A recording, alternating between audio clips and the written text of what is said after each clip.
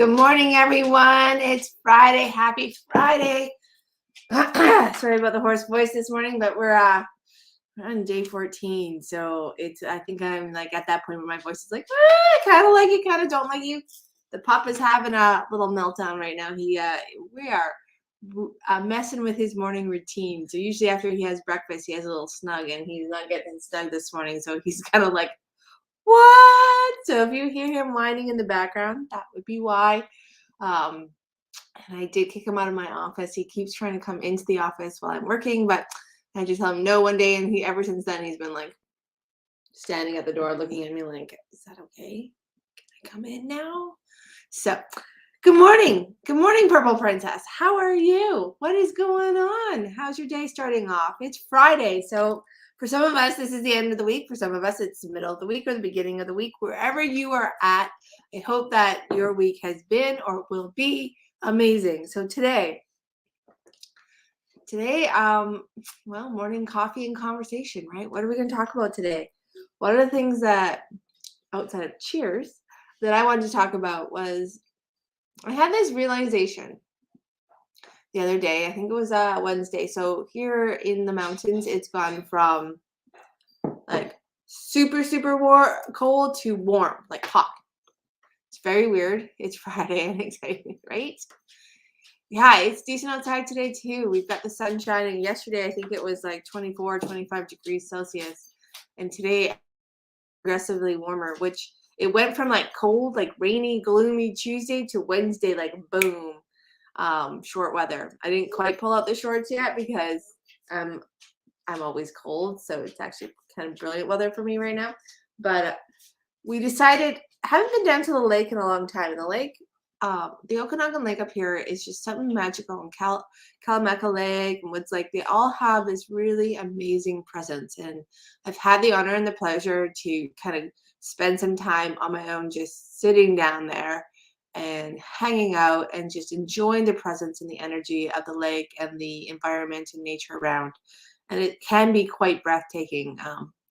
Now, for those of you who know Okanagan Lake, it's a huge lake. It's massive. And I got to tell you, there are a lot of interesting energy portals and presences in that lake and around that lake that I was very much introduced to the very first time that I spent actual time down there. And it was like, wait a minute. And I actually remember telling Josh about what I was getting, what I was seeing intuitively. And the next day, he actually had an encounter on that lake while he was working on a mountainside. And it was funny because everybody on his crew was like, oh, yeah, strange things happen here, but, we don't really know what they are. He called me. He's like, you know that thing you were telling me yesterday? Well, it happened. And I'm really not sure what to say about it. I'm like, well, just enjoy the view. Enjoy it. And just see what happens. And he actually did film it. I should share the film. But yeah, and so we got time over the winter. It's just this winter was really crazy. It was super cold, and we just didn't make time to go down there and hang out and be in the energy of the lake and get nourished and restored from that the positivity that lies within that body of water and the energy that surrounds it. But we went down on Wednesday, and we have some friends that had just moved here. We thought, well, we'll invite them, kind of show them around, get them kind of in this space because they just got up here. And they have 2 little kids. So we went down to the lake, and it was super, super windy. Now, this lake is like the ocean. And I grew up by the ocean, and one of my biggest things about moving away from the ocean was how much I was going to miss the ocean because I love water. And this lake, I gotta tell you, the sounds, even I swear the smell of it comes through as the ocean. Every once in a while, you get this like salty smell. And so it's super windy. The waves are crashing. I mean, I just love that noise. It's like one of my favorite things. I grew up going to Maui at Christmas break and really experiencing the Hawaiian Islands and the presence and essence and who I am really allowed me to tap into it, I think, more differently than my family and other people that I've known that have gone there.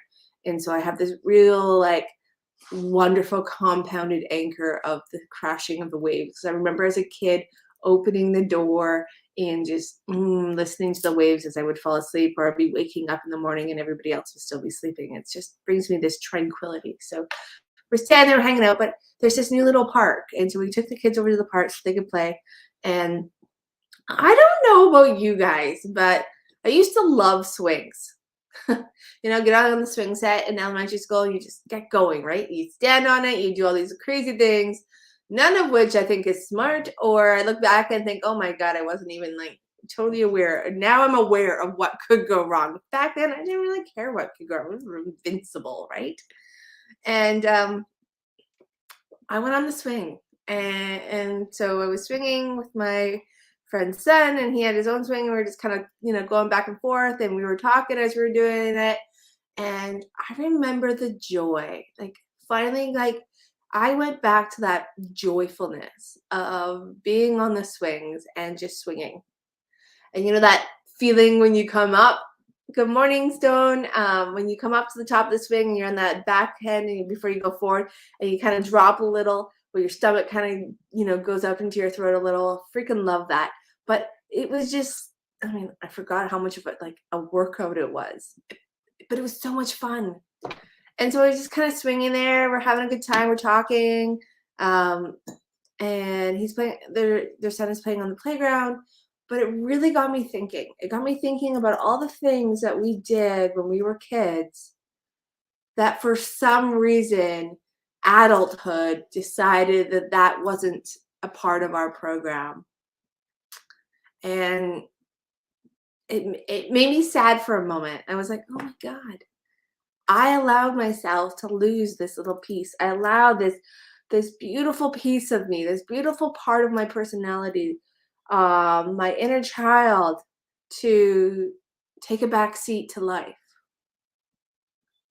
And I know my inner child comes out in so many different ways. Like, don't get me wrong, I'm not serious all the time, but to go and yes, I was with my friend's kids, so it probably made it less like weird, but to go back and swing on the swings and just take a moment to remember what that was like and just be present in that joyfulness of just taking time to play, taking time to let the world melt away, to let the world just be where it was at. Because I don't know about you guys, but the world can be pretty intense. The world is really intense. There's a lot of ups and downs, a lot of really there's a lot of stuff happening right now on so many different layers and vibrations and levels that it's so simple and so easy to let that dictate our lives. And I'm not saying we have to don't put your head in the sand. Do not do that. But I do think it's super important that we step back and we remember why we came here, why we chose to incarnate on Earth as a human in this time, and the different joys and amazing gifts that this life can give us, even when life is not good or not fun or not things are not well. But taking that time and what it can do, like when I was on that swing, and it was funny because it was like time stopped. Do you remember when you were a kid and days took months to go by and weeks felt like years and months felt like decades? Like time just didn't have a hold on you.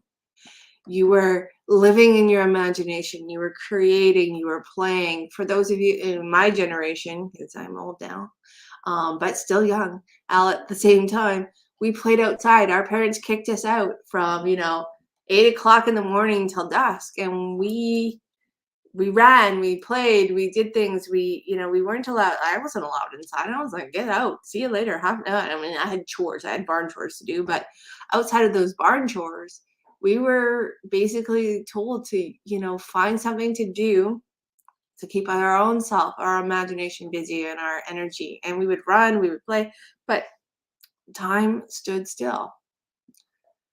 And I don't know exactly when time stopped standing still for me. If I kind of like take a moment to pause there, it was probably ages like, probably when I got to grade 7-ish, in that time zone, in that area. Time stopped like standing still because I stopped living in the moment. I started to get out of that space of imagination and that space of just being here, being there, wherever there was, and knowing that there was all that existed. And so for me, that transformation, if I really step back and look at that, I think that's when that really began. I began to change it. It didn't change. I changed. And that's the thing. I changed. I began to live in my future. I began to want things for my future. Like, you know what I mean? That like the mindset shifted. And that's not a bad thing, but I think that we need to take time and find ways to get us back to the other side where time stops, where we're stopped in time, where we are totally and completely present. And for me this week, that was getting on that swing set. It was, spending 15, 20 minutes swinging back and forth and almost like reliving all of those memories of elementary school. And not all my elementary school memories were wonderful and like awesome, but there were times when nothing else mattered. It was just simply hanging out on the swings and just being there and being in every moment, every motion, every movement, up and back and forth, and enjoying that pause of gravity as you come up and seeing how high you could go and create that pause and enjoy it and just be suspended for a second and be weightless and be free and limitless. And for me, it brought everything back. And, I find that in meditation, I find that in my self hypnosis, I find that even in my own practice when I'm working with people, it's like, it actually gave me an opportunity to recognize those moments where I'm fully in tune and we're working on and I'm guiding a client and supporting, holding space for them to discover their path, to discover their obstacle, to overcome that obstacle, to that client-based therapy where they internally inside, what you need to shift that belief, that programming, that action, that habit, that thought, that part of your personality, that piece of you, or how to shift that past life and how it interacts with you, or that alternate life and how it's dictating your present and actually creating the suspended disconnection to being in the present, to living in the moment, and reducing that, dissolving that, releasing. And being on the swing made me realize that I changed and that those moments happen all the time, but I don't recognize them anymore because I shifted and I got out of that space. I let go of that space. I stopped supporting that space to allow the days to linger, to allow the time to be suspended and just be here. And so that's something I'm going to be working at changing and just taking more time to do, because I really noticed that when life is chaotic, and life for me has been chaotic, and that chaos hasn't shifted right now, and that's fine because it's life. And I'm learning a lot and I'm remembering a lot. And I think that chaos definitely has a purpose. Um, it's not all fun and games, but it has a purpose for me. And but in that chaos, there can be timeless moments that are restorative, that are a piece of inspiration and motivation. That, you know what, life won't always be chaos and doesn't always have to be chaos, and we don't have to live in the chaos. Life can be happening, but we don't have to live in it 24/7. So, finding those moments and enjoying and appreciating timeless moments in this, when time stops for you, and recognizing them. And I know that by recognizing them, as we start to become conscious of them a little bit more, when they happen periodically or more than periodically, we will begin to develop that connection. We will begin to restore that flow and presence, and that connection will become a part of our vibration to thought to creation to physical reality. So we will get more opportunities to foster that, that flow of limitless and boundless suspended time, where time doesn't age, time doesn't do anything but just exist, where we're not ruled by it, we're not running by it, where we're not you know, hostage to it. And I think that the more we do this, my feeling is the more that we do this, the more we take back our presence, the more we take back our vibration, the more we take back who we are at the essence of us, at the core of us, the home base, and how we begin to live in our home base, in our external world, and how our core being begins to shine and shimmer and glow in this tangible physical reality, where the boundaries and limitations become less, where we begin to live with less programming, less belief systems, less thought patterns and habits of constriction and control, and we move into a more free and flowing and being space. And I think, that's something that we've all forgotten. We've been taught to forget. We've adopted. We've absorbed because of our, our experiences, our life experiences. And we've been, I don't know about you guys, but I spent a lot of time. I didn't think today was going to go here. I spent a lot of time in my survival mode. I spent a lot of time off balance. I spent a lot of time in my past and my future, but never really in the now, never in the present. I spent a lot of time there when I was younger. That was my entire life, from basically 13 and a half to 25. That's what my life was. My life was never about the moment. I had moments, don't get me wrong. I had moments with my horses. I had beautiful moments with the sports that I played. I did have opportunities to step back and get out of that fight or flight, to get out of that survival mode, to get out of that anxiety and control space. I had many opportunities. I didn't take them because of the programmings and the belief systems that I had adopted, encouraged, and absorbed. And so I couldn't see the forest. I couldn't even see the light of the forest, let alone like the beginning of the forest. I was so stuck. And when I look back at this time, we can look back and always think hindsight's 2020. But that time taught me a lot for now.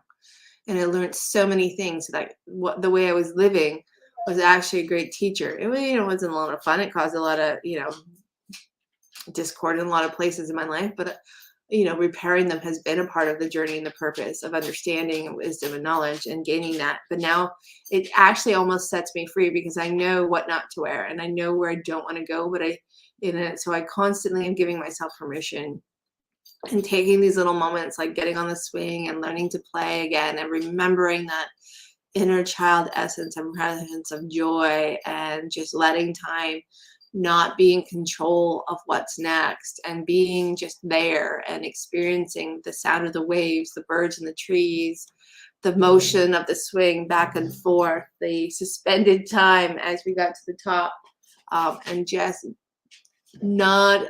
there was no distraction with my mind. My mind wasn't going, oh, you got to go do this. I had a show to do at 7, but it didn't matter.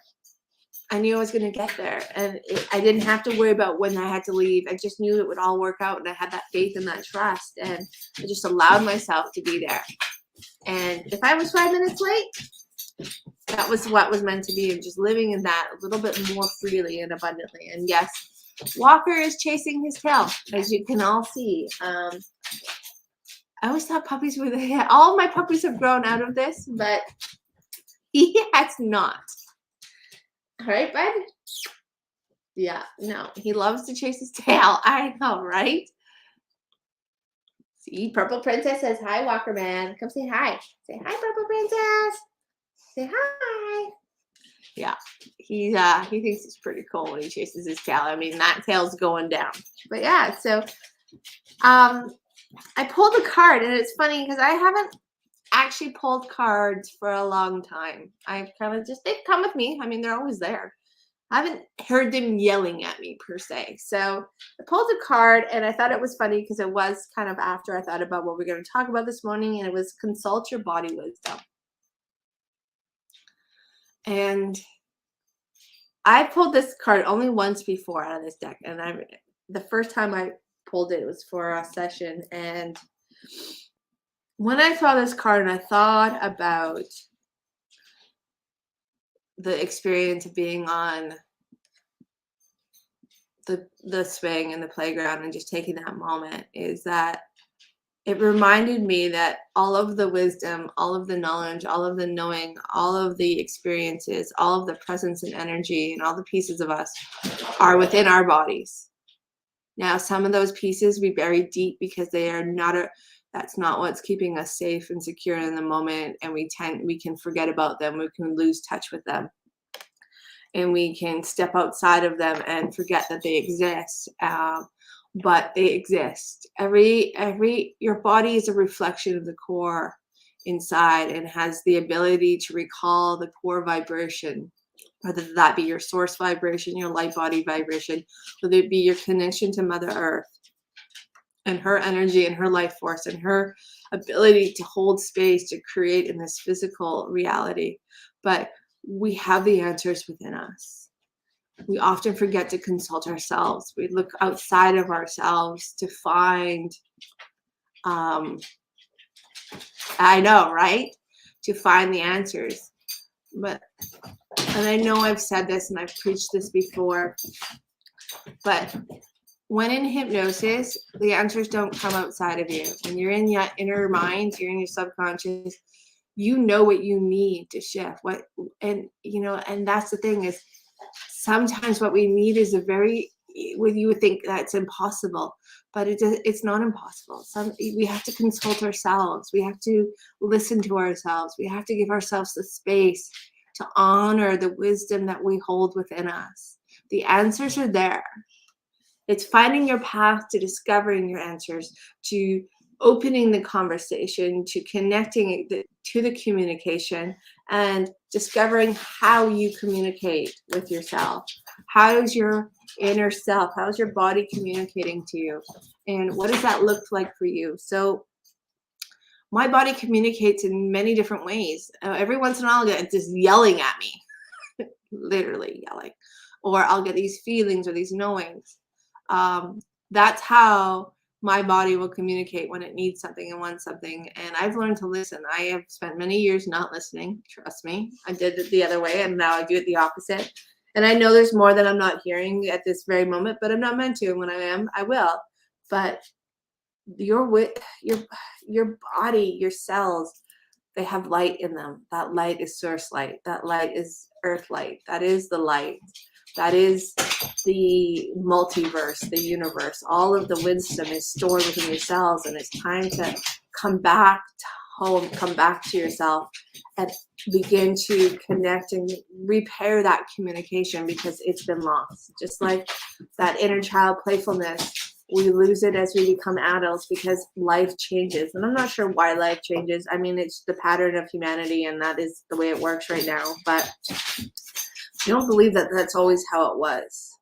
I don't believe that 9 to 5 was exactly the way it was forever, and that's the only way we can exist. I don't. I think it's an illusion, and we've bought into it really well, and we are all part of it, and our body wisdom is aligned to it right now, so that's what it knows. But we can break the molds. We can come back to our true nature and our true selves, and we can be an expression of our true selves, and that true self knows how to live way better than we are now. So that is the card for today, and that is the wisdom from it and the impressions and feelings that I got from it. And if it resonates with you, sit with it. If it doesn't, that's okay. That wasn't your card today. Maybe tomorrow it will be. And that's the thing. Sometimes,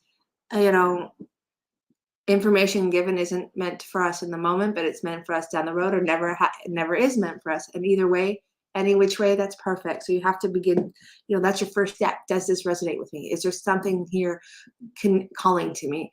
And can I connect with that? And if I can, how does that connect to that?